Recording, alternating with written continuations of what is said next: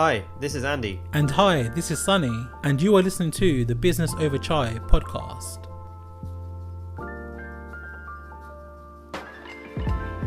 Our mission is to share startup stories that will inspire the next generation of entrepreneurs across the South Asian community.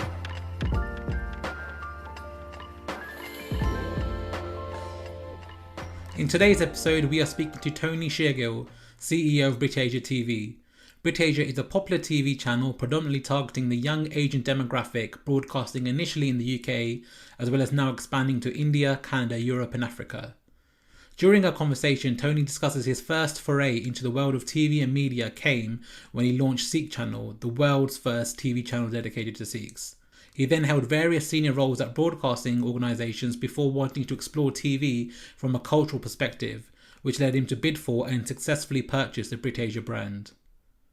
Tony is a big believer in supporting local communities and has recently launched the BritAsia Fund, a project born during the COVID-19 pandemic. BritAsia Fund aims to teach and guide startup businesses, including getting funding, and help to develop a roadmap for entrepreneurs to realise their ambitions and dreams. All right, Tony, thank you so much for coming onto the podcast. We're so grateful to have you. Tony, obviously, you're a very prolific leader in the space of media across the South Asian community, running BritAsia TV. And before we start going into the TV channel, we'd love to kind of understand your background, your upbringing, your family upbringing, where you're based, and go from there. Yeah, no, thanks, Andy. Thanks, Sonny, for having me on the podcast. So look, upbringing's always been humble upbringing. It's been more, my parents were more centered around helping others, making sure, we were there to support others because, let's be honest, when, in the early days, there probably was a lot more love. Where now, we're all trying to become successful and buy our houses and do good for our children. But then if you put yourself in when we were young, we were happy with just playing, I don't know, outside with a ball and curbs or playing rounders or doing something very small. And we never used to care about how big the garden was or what we had to do. So, I come from a very large family, 5 sisters, another brother, so there's 7 of us. So, we've always been growing up as really got on well with siblings. And, our birthday parties were like, 50, 60 people, just us, never mind inviting anyone else out. So it's always been lively and it's always good. I think that bravado kind of collectiveness is really important. I think our parents have brought us up to just basically make sure we're always there and make sure be a bit more giving and help others. Really, it's never been more about you need to become a millionaire overnight or you need to become yes, absolutely, success and education and a good job is very, very important. But at the same time, practice your religion as well at the same time, and be proud of who you are, be proud of your identity. Pray in the morning, it's really important. So meditation, some people might meditate, and it's that ethos I think they've given us to feel proud and be strong, I suppose. And were you always been based in Birmingham? Or yeah, I'm born and bred in Birmingham. And my parents, are from north of India, from Punjab. Awesome. So you've obviously been born in a family in Birmingham, very, very deep values, and that's really, really awesome to hear that you've been raised with such good people around you, a very close-knit family, extended family as well. Now, let's talk a bit about your interest in media. I know that you studied media and broadcasting. Was media kind of just the thing that you just by chance wanted to do, or was there something that you thought, okay, I want to study it because I'm really excited and interested in this certain topic? Like, what got you into that decision? I think I've always been passionate about creating something or doing something a little bit out the box or doing something different to leave a kind of a legacy. We were lacking media. We didn't have any kind of presence politically. We didn't have any presence, and now we have obviously two MP representation. So I've always thought in my mind, it's always been, let's think out the box, let's do something amazing. And to be honest, I left uni and I thought, I haven't really, what else is there that I could do? And the only thing I came up with was actually let's launch a tabloid. Let's do an English version of the Times, and let's start that up. And I still own the domain, funny enough. I was just going to call it Sikh News. And I was about to launch it and I was looking at a few journalists to take them on and look at the structure. And then what happened was I met a guy who was running TV channels and had his own TV channels, but they were nothing related towards the community. They were like legal TV channels. And he obviously went into that. Again, he had the infrastructure built. He already had a lot of things in place. So, I went to him actually as an investor. So I said, listen, this is my concept, this is my idea, this is what I'm trying to do, this is my structure. What do you think? And he said, it's not going to work. It's the community won't spend 50p at the news agents and they won't buy it. And I was like, listen, I disagree. I think they buy magazines, and at that time, magazines was a big thing. Yeah. There's so many magazines that used to go, was available, talking about the industry, talking about so many other things. And it was at that time where we again kept dialogue. And he basically was going to sell a TV channel. And I said, I would love to learn how TV channels work. I would love to understand what happens. So then I kind of learned the process of how you buy a TV channel, how do you sell it, what do you have to do, what legalities, what's the structure, and so on and so on and so on. And then literally it really intrigued me. And I thought, well, actually, this is far better, because in a population of 67 million people in the UK, probably less than 50 people on a TV channel. It's very hard to understand the dynamics and the structure and the logistics of running a TV channel. It's very, very difficult. You could go to a counter and you could say, how many TV channel owners and businesses do you look after? He'll probably say none. Because like I said to you, there's only probably less than 50 people on a TV channel. The rest come from international. It could be RTTV, it could be from India, it could be from Saudi Arabia, it could be from anywhere. So that's where majority of the channels will come into the UK. I think what I'm trying to get at, it isn't the normal strategy or the normal business sort of accounting process of running a business. It's absolutely totally different. But that's where the idea come from. And then we just launched after looking at all that structure, after understanding the whole process. Myself and the gentleman I launched it with was a guy called Devinder. We basically decided to just call it Sikh Channel. Let's do it for the community and let's just roll with it. Didn't know what to expect. Didn't know what kind of impact would happen. Didn't really know what was gonna, was the community going to be accepted? Don't forget, this is the first Sikh channel in the world. So it's like, it was running maybe 100 Gurdwara in one. That's how it felt at the time when I set it up. It felt good, because what I realized at the time is we're offering something to people who maybe don't get the opportunity to go Gurdwara. Maybe they don't feel like going Gurdwara. Maybe they for health reasons they can't go to the Gurdwara. But at least we brought Gurbani into households, which if you look now, how long is it now? It's been almost, 2008, we launched that in April, Vaisakhi.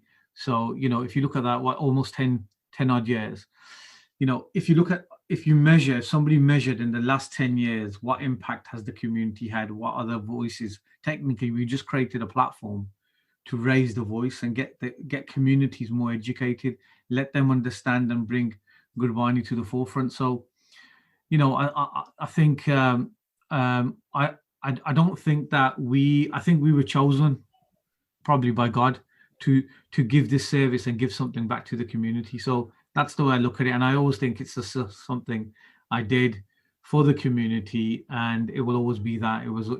It's a non-monetary value. It was literally just to give back to the community. I set that up and spent a year setting that up. Then I went on to set up Sangat TV. Then I went on to set up Sikh TV. Then I set up KTV. And then I brought BritAsia TV.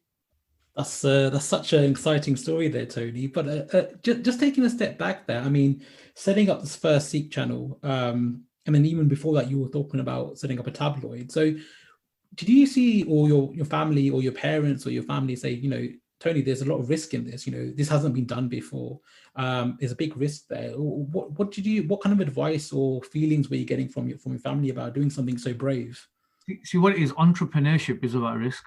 Doing business is about risk. Either you've got that or you haven't. You could be a bank manager for 20 years and you could look at all your clients making money, taking risks, doing this, and you always think in the back of your head, oh, I would love to do that.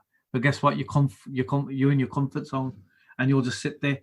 The more risk you take, one of them will land somewhere. But it's all about having calculated risks. It's a bit foolish if we just try and put money here, there, and everywhere, and just try everything. It's not that. It's actually having calculated risk and understanding residual income and understanding what would work.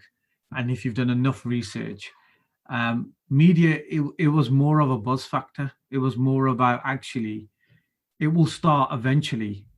People love to read. People love to watch TV. And if you look at now, we're in an industry where content is king.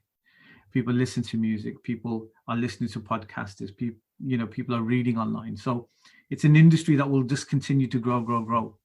It's something we'll call evergreen. But I think as long as your content's good, as long as your brand's good, as long as you're honest in how you do your business, I think you'll do well. Did you get the pushback from family, or were they fully supportive all the way? I think the family were supportive. The family was like, listen, you do what you got to do. You know what to do. You know how to do. They've always been supportive. That's good. So Tony, I'm really interested to know what it takes to set up a TV channel. For example, Andy and I run this Business Over Chai podcast, but we work on each episode at a time, and then that's it. Running a TV channel is a completely different ballgame. There's you're on many hours a day, if not 24 hours a day, 7 days a week. So were you scared about, is there enough content out there for this? What are we going to put out there? How did you come about, getting the content for it? And was there a lot of people helping you at the time? It's a good question, Sunny. I mean, running a TV channel weekends don't exist, by the way. When we took BritAsia on and with my consortium, it was literally, here's a great brand. It's been on air for 10 years. But the brand needs to look at new opportunities. The brand needs to breathe totally different. The brand it's a household name. The brand now needs international presence. The brand now needs to be working with public sector, private sector. It needs to go to that next corporate level. If I took over and there was only about 100,000 viewers a month, we're now on over 1 million. So, it's been hard. It's been very difficult because we rely on commercial. The way the channel works is it all runs on ad revenue. So we have to keep driving ad revenue in. And why do we spend circa 50,000-60,000 pound a month on keeping it alive? Is because we're keeping a culture alive. We're keeping a community alive. We're keeping a music genre alive. So there's so many elements in it that we're trying to keep alive. And I think it's really important. And I think it's also about delivering the positive and right messages. If we were in position to deliver messages to our community during COVID, and please take your vaccinations and please stay indoors and please do that, it's so important as a platform. You only start to realize it within a pandemic and all this time, and actually how important it is, and how important we have to deliver the right message to communities and so on. So yeah, I'm not going to say it's been easy, because it hasn't. It's been very tough. And but you know what? You learn every day. You learn every day. You take risks every day, and you just keep punching, and keep going. Yeah, that's really good insight. And in terms of the BritAsia piece, I think there's a lot that we can talk about. And I know that you've already touched on some of that. Could you tell us when BritAsia when you took over BritAsia? Which year was that? 2017 May. I took over. Okay. The theme of this podcast, really kind of one of the themes that we want to pull out from here, is really thinking about, for an entrepreneur, since it is a South Asian entrepreneurs podcast, what it looks like, or what it might look like in terms of buying a business that exists already versus one that starts up from scratch, that somebody would. And you came in as CEO, and you saw this TV channel running for a few years, and you spotted an opportunity. How did that come about first? I mean, you obviously had the experience running a Sikh channel and a number of different channels subsequently, but this was, something that you saw very different, in fact, because you're going from, a religious type of content to now music. What was the turning point? What was that opportunity like? Could you share? Yeah, sure. I mean, he was a friend of mine who told me about the opportunity. He was working at BritAsia TV. His name's Gage, and he basically said, "Look, the brothers are looking to sell it. Why don't you come in? There's a few other people interested, and let's, it's quite serious. I think there's a great opportunity. I think we could do a lot more." So that's how it came about, and that's how I kind of got involved. And then literally it was just how it works. It's a contract race. Whoever gets to the finishing line gets it. We were obviously faster than others to complete, which we did. I think at the time when I was looking at it, I was thinking about, yes, it is a great brand. Yes, it's a household name, but we need to do something a little bit different than what else is already out there. I love the fact that BritAsia represented so many different communities, so many different people from different backgrounds and the religious backgrounds, but the culture was Punjabi. The Beni Utni, the Ma Boli, the way we speak, our language was Punjabi. So that Punjabiness was what drew me in, because I always looked at the religious aspect and understood that very, really well. But we're still learning every day. And then the cultural, it was, okay, I just thought the cultural was, we go to a wedding and we dance. That's all you ever really knew. And whatever we learned in that process of understanding of the rituals within a wedding. But when you really deeply look into the, into our culture, it's so rich. There's poetry, there's arts, there's color, there's dance, there's this. It's just amazing. And how that connects so many communities was what really, really interested me. Great. So Tony, just touching operationally, when you took over BritAsia, you obviously elevated it to the next level, taking viewership from 100,000 viewers a month to 1 million a month now. Did you find that more challenging than setting up a TV channel from scratch? Because, here you already had a kind of a brand following. You already, people came to expect what they can view on BritAsia. But here you were changing something that was already built and maybe molding it into the next big thing. Did you find that more difficult than starting from scratch? I think it was actually difficult, because let me explain why was it difficult. Number one, you had the stigma you had to get rid of. Number two, if there was any baggage, you had to clean that baggage out. Number three, if there was any bad, anyone that they've upset within them 10 years of ownership, I had to then prove extra hard. I had to do extra things even more harder and prove, that actually we're here for, the artist is here. The platform's here for artists, and and it's a joint JV rather than me just saying I'm BritAsia TV. It's not. It won't work. It needs to be a collective and collaborative joint effort. Do larger events that BritAsia's never done before. So I took all my events to London, and just by just leaving Birmingham and going to London, and now even the channel broadcasts from London, but our headquarters are in Birmingham. So, London's such a important pinnacle. You have to have an office there. You have to have presence there. But that isn't just enough. You have to go on, do awards there, and actually show who you are to the wider community and the world. So if you look, I launched the first ever Punjabi Film Awards in the outside of India, and I done that in Grosvenor House, Park Lane. I then went on to I done my music awards at Wembley. This is where Jackson 5, Prince, you name it, all these big names have performed, and Rihanna, so on and so on. They've performed, and for us to have an award ceremony there and awarding the artist, you've basically lifted the level of the Punjabis, haven't you? You've given them a different level of quality, and you've given them something different. Where why can't we go to there? Why can't we reach these new heights? Why can't we show the professionalism? We can. All it was was anyone willing to do it? And I think that's what I kind of, we went out of our comfort zone and actually done things where others probably wouldn't, if that makes sense. We're just going to take a quick break.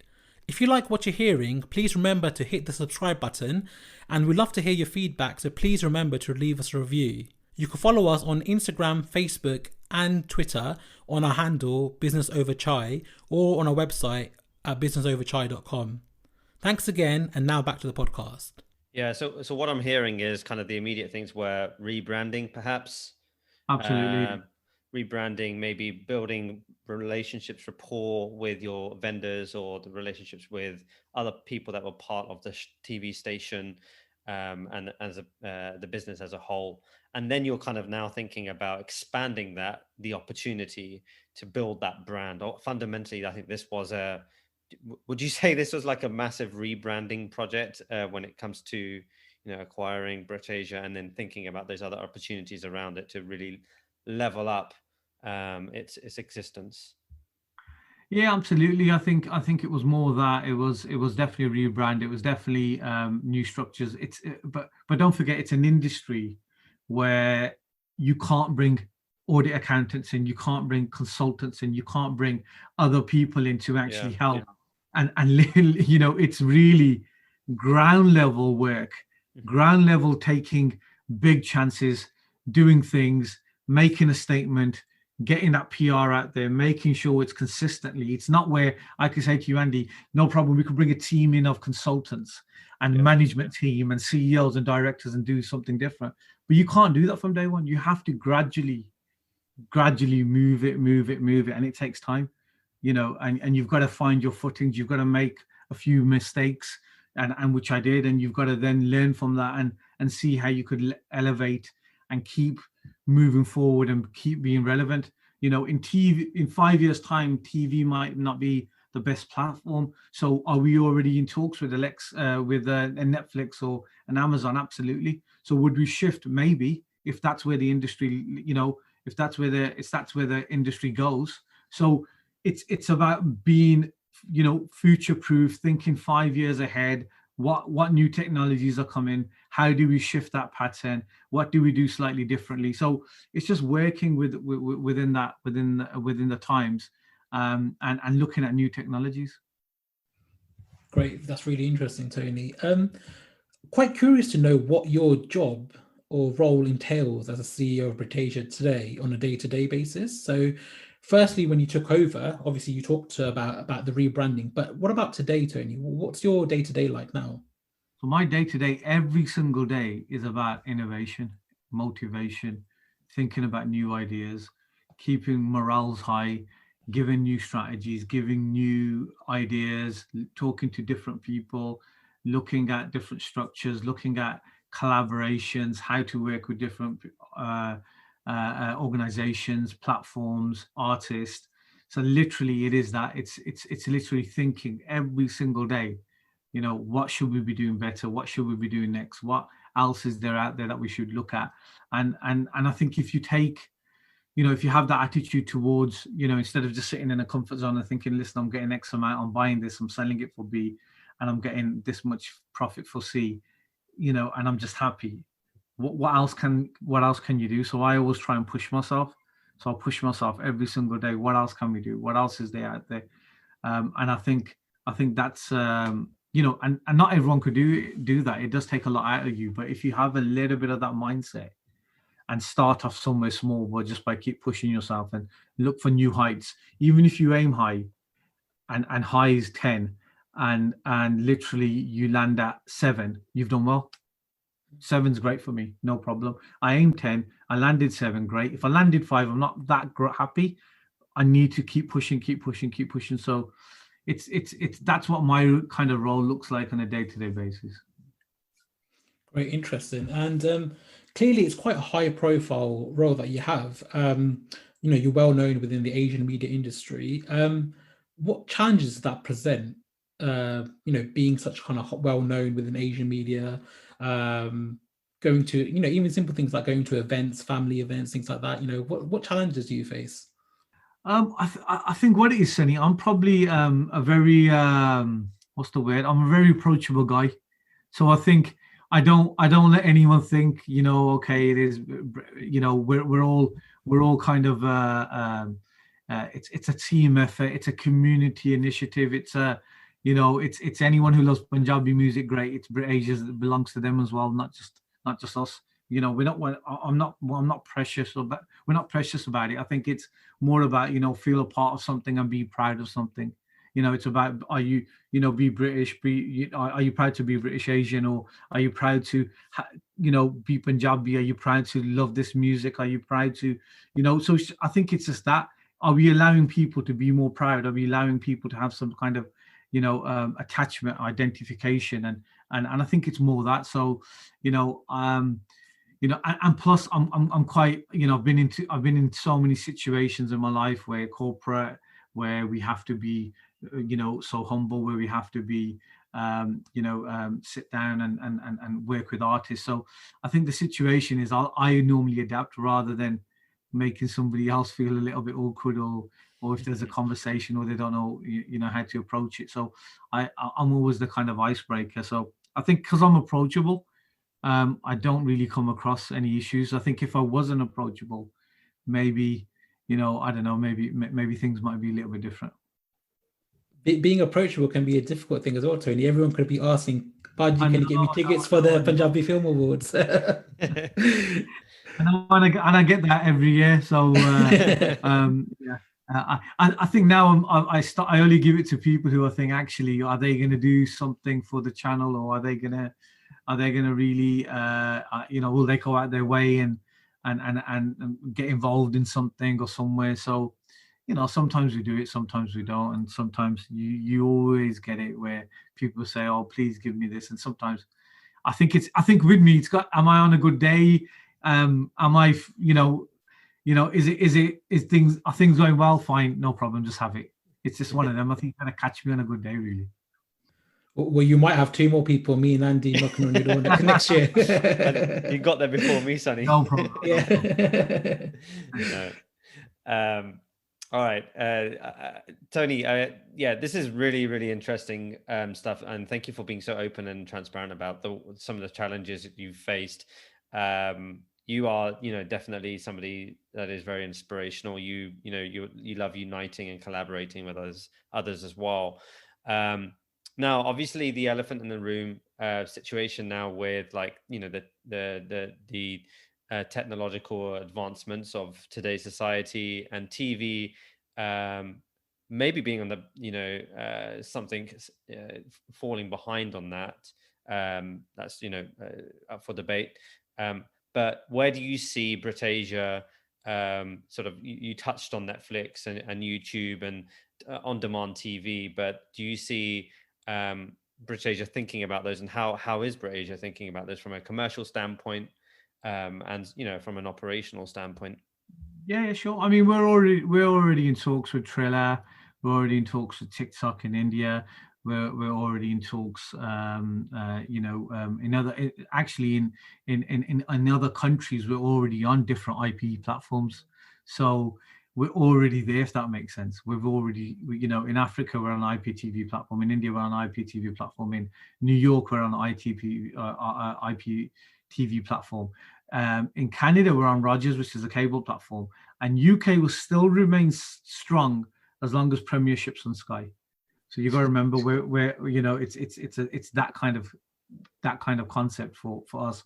But don't forget, we are the most expensive country to own and run a TV channel, but at the same time we're regulated by Ofcom. So I can't see television for the next 5 to 10 years going anywhere, because it's regulated, because it's very we run on guidelines. We have watershed. We have, there's principles that we have in place that we have to all adhere to. There's only certain ads we could play. And the ad industry in the UK is worth £4 billion a year. So until that £4 billion industry doesn't go down to I don't know, go down to, in the millions, I think TV's still alive, because what's actually happened, it's the way you watch TV. It's not television's died, because TV figures are still very high around the, even in the UK. Content's even more important. While you've been in a pandemic, and our viewing figures as well, they've gone higher because people have got nothing else to do. People have already binge watched. People have already consumed too much information. Now what they want is that old fashioned, let's just put the TV on. I know how many ads are going to come on. They're not going to pop up every 30 seconds. It's a very simple process. I'm just going to sit down and have it in the background. I'm going to carry on doing what I'm doing, or I'm playing on my phone or having a conversation or whatever. And I think that's where we've kind of remained very, very kind of strong. And like I said, we're already there. We're already having conversations. We're already thinking. And all it is for us, it's very easy to adapt. You can move from one platform to the other biggest platform. So it's very, very easy to, whenever that switch happens, we'll just switch and adapt. Yeah, that's really interesting. I mean, talking from a commercial standpoint, BritAsia is, it runs, it needs revenue to run. You talked about, 40 to 50,000 pounds per month to even run, and that's obviously a lot of money. You talked about, in previous conversations, revenue wise, you made 1.2 million in a year, or last year I should say. It takes 15 people to run this TV station, so you have about 15 employees. Could you talk about the revenue model in any more detail? Obviously ads is the main thing, and if there's somebody listening here that it might be in the creative space, or perhaps even the content space, maybe not just TV but in any content space online, what kind of things are you thinking about when you are displaying ads, or you're selecting or picking ads? Or do you have a selection process for those, and what do you find is really effective?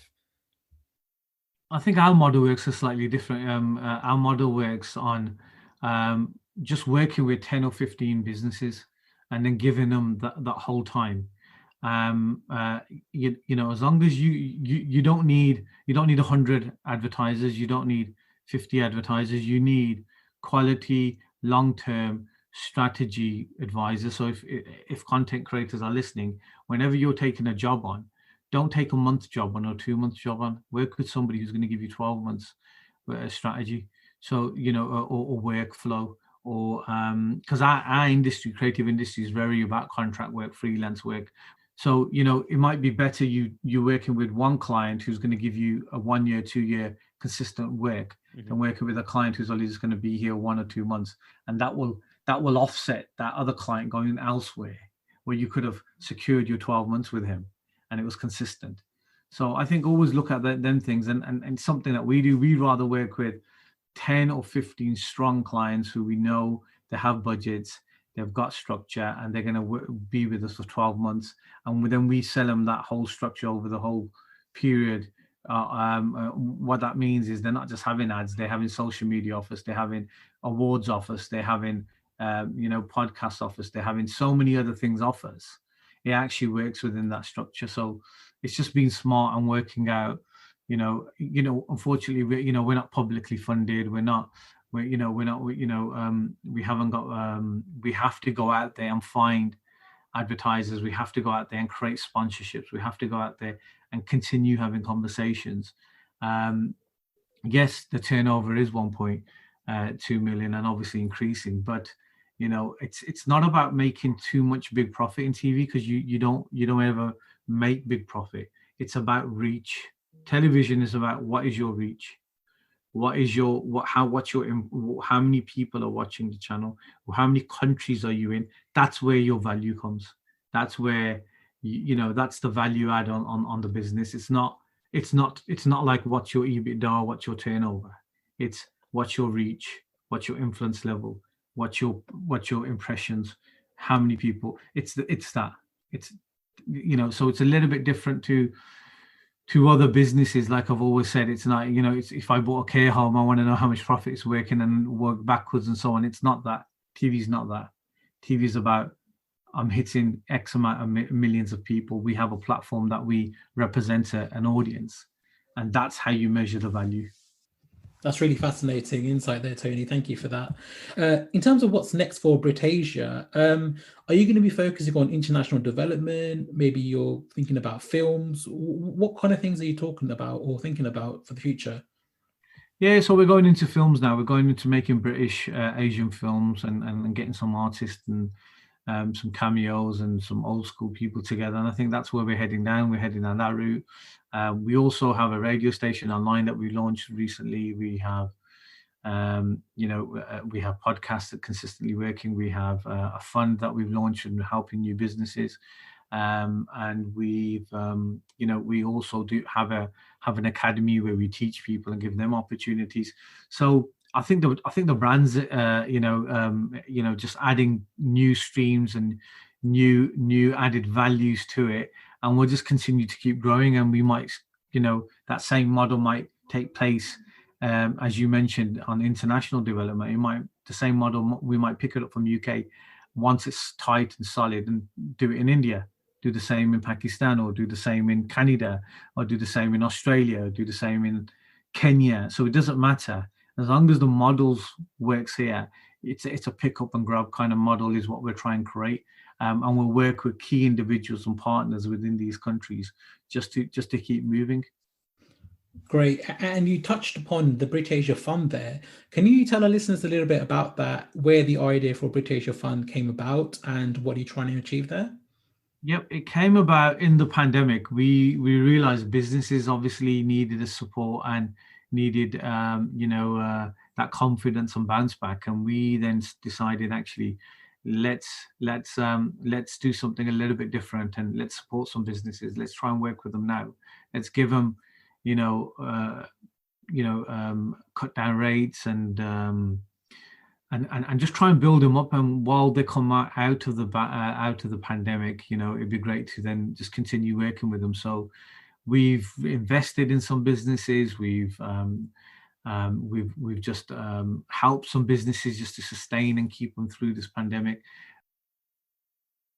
So Tony, we touched on this earlier about buying out a business, which may look very different to starting a business, right? With buying a business, you do have a structure whilst you don't have it when you're starting up a new one. Could you talk very specifically about some of the the nuances, the technicalities that you look at in observing, a business, and from the lens of, perhaps an entrepreneur that might be thinking about this? What are some of the things that you might be considering? Obviously, cash flow and financials are key things, but what other things are you taking into account? See, when we're investing into businesses, or when we're looking at businesses, we look at the model. We look at I always invest in a person. I look at the person, see his capabilities, and see what he's done, and look at his track record. And if it's a new startup, then obviously we look at the idea. But then what I look there is how have we got the right expertise? Can we support him with a good management team, or give him the right contacts, or what is he missing? So it's slightly different. When it's a new startup, we look at how good's the idea. What's the market research, and what kind of contacts have we got to help that business? Is there any opportunity to maybe even buy out another business that looks like his competitor, or maybe collaborate them? So startups are different. When we're looking at businesses that are already successful and they're looking to scale up and they want to go to that next level, I look at why haven't they been able to go to the next level? What stopped them from going into the next level? Has it been revenue? Has it been bottleneck? Has it been management? Has it been the lack of sometimes it could be leadership. Sometimes it needs a new person to lead that operation. It could be because the person who's running the business is so passionate and not thinking about the bottom line, or he's not thinking about where's the revenue going to come. So it's different things, really, Andy. It's so many different concepts you've got to think about. Sometimes, your gut feeling, that this business is going to work. Sometimes that as well, believe it or not. It's very rarely, but sometimes this is one idea that you've seen from a long time that you could see the longevity of it, and sometimes it's that. You know, if you look at all the people that went on Dragon's Den and the ones that didn't invest, I mean, Brewdog being the biggest one, you know, it's you're not going to get it all the time, but everyone's looking for the next Facebook idea. Everyone's looking for that next big idea. But yeah, it's interesting. It's an interesting time. We're talking to a few music apps. We're talking to a few AI, new delivery of apps, and it's interesting. I think fintech's very, very, very, very, very attractive. So Tony, just to end on, my favorite question that we ask everyone is, if you could invite 3 guests for chai, living or otherwise, who would they be and why? So Jeff Bezos, obviously, Elon Musk, and probably the Queen. Wow. That's take you a long time. And a lot of other. Think about that. And I'm prepared, mate, all the time, ready to prepare. Yeah. So they'd be the 3 people that, I would love to have jar with. Yeah, we hear Jeff Bezos and Elon Musk quite a lot, actually. So yeah, a common theme between like passion. I think Elon Musk, people are just so inspired by him, aren't they? About what he's going out there and achieving. So it's good to see a common thread between people that we're interviewing who are also entrepreneurs and business owners, just like yourself, Tony. That they respect what he's doing and achieving out there. Yeah, absolutely. But yeah, no, it is that, guys, and it's about these guys who have created something that's revolutionary. They've taken that element, they've taken it to new heights. And it's great to look up to them, because where did they start? From ground level. Where did I start my conversation from? We've come from humble beginnings. And I think that's what kind of you automatically draw to, and you take your inspirations, and try and become a little bit of that within your own leadership. That's a very poetic way to end the podcast there, Tony. You've gone full circle, started from humble beginnings. That's where you're ending. That's great. Thank you so much for appearing on our podcast, Tony. It's been great to have you on. Really exciting news that you're doing with the kind of BritAsia, and we'd love to see where BritAsia goes in the future.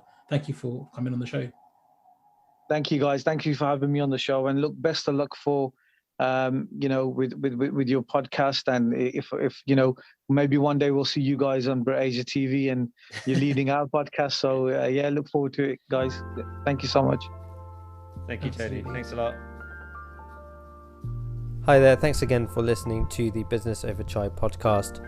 If you like this content, please hit subscribe, and if you have any feedback, please give us a review. You can also follow us on Instagram, Facebook or Twitter with the handle Business Over Chai, or alternatively on our website businessoverchai.com. Thanks again for listening.